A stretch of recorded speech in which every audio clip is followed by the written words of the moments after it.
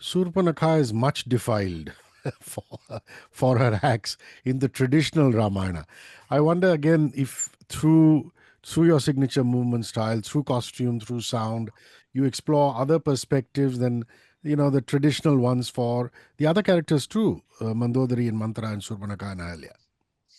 Absolutely. For me, Surpanakha represents one of the original feminist voices of a woman who looked at a man whose heart skipped a beat and said, you know what? I really think you're fabulous.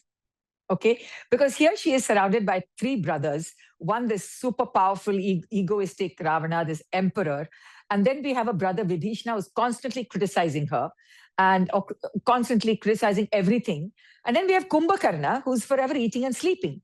So, who are the men that she knows? She herself has been widowed by her own brother Ravana because her husband was considered to be becoming too ambitious. And she's given this area of the Dandaka forest to just be, now you're the queen. We forget that she's a princess. First of all, we forget that she's a princess. And she comes from a certain sense of entitlement, royalty, privilege. Now, there are many in the Tamil Ramayana, which is written by poet Kamban, as opposed to Valmiki and many other versions, even the Odia Ramayana.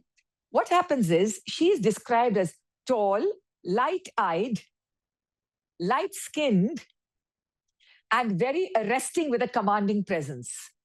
But the general impression of Surpanakha is this dark-skinned, ugly, everything negative about her.